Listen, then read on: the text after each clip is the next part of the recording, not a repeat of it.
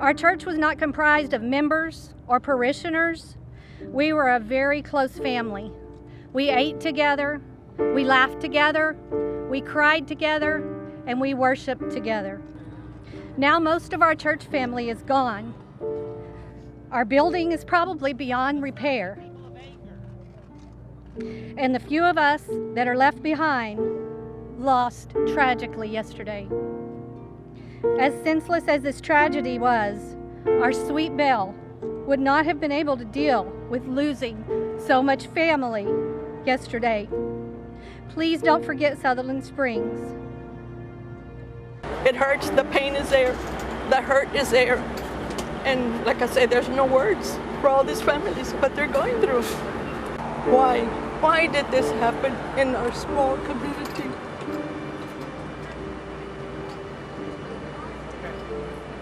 But only God has the answers. We don't. Please pray for the people here at the First Baptist Church of Sutherland Springs and their families, because they are really hurting. On November 5th, 2017, a horrific mass shooting took place at the First Baptist Church in Sutherland Springs, Texas. Devin Kelly, the shooter, was a former Air Force member. Despite a history of domestic violence, including a conviction for assaulting his wife and breaking his stepson's skull, the United States Air Force failed to report this information to the National Criminal Background Check System. The oversight allowed Kelly to buy the weapons that were used in the massacre.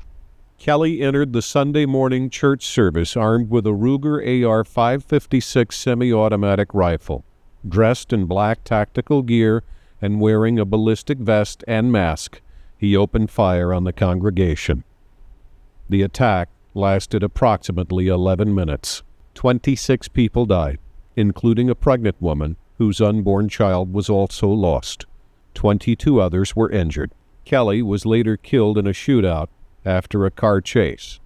All I was hearing, she came into my room and said that it sounded like gunshots, and when I was listening at it, it sounded like tapping at the window, and I opened the window and did not see anything. And when I went into my kitchen, it sounded more like gunshots from there.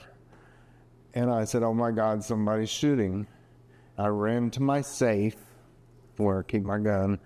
I grabbed a rifle out of the gun safe. My daughter ran out the door and actually got in her car and drove to the corner. And when she saw a man in black tactical gear, she came running back in and said, Dad, there's someone at the church in black tactical gear shooting up the church.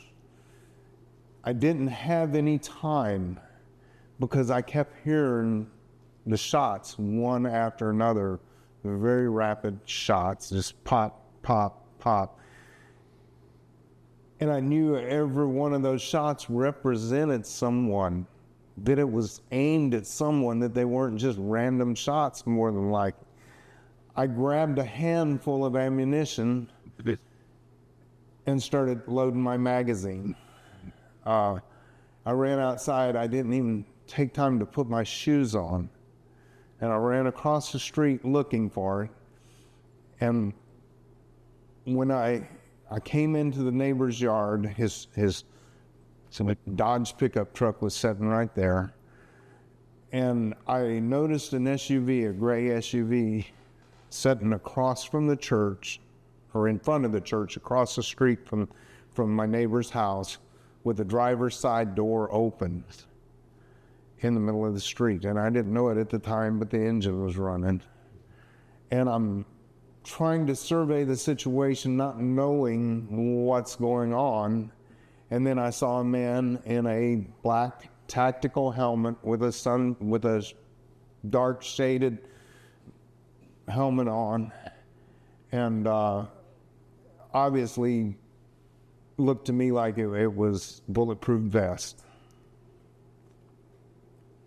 And he had a pistol in his hand, and we exchanged gunfire.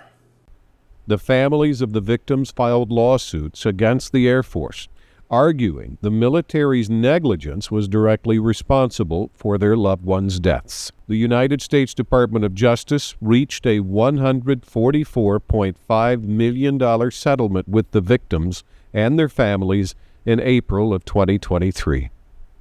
The case highlights the importance of accurate and complete information in the National Criminal Background Check System.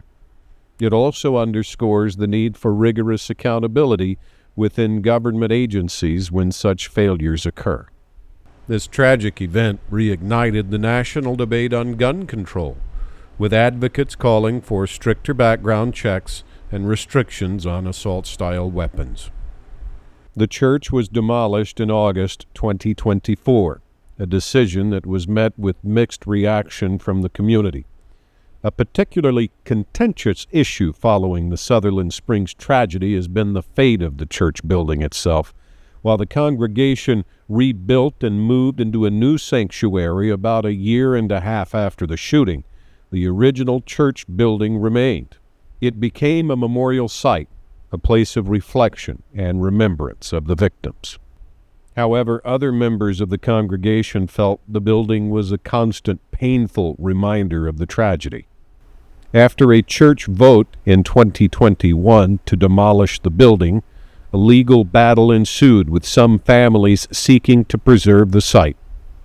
Ultimately, a judge ruled in favor of the church, and demolition began. The decision has been met with strong emotions, with some viewing it as a desecration of a sacred space, while others believed it was a necessary step in the community's healing process. The Sutherland Springs church shooting remains a stark reminder of the devastating impact of gun violence. It has prompted discussions about mental health, domestic violence, and the need for improved background checks. The community continues to grapple with the aftermath of the tragedy while seeking to honor the lives lost and prevent future occurrences.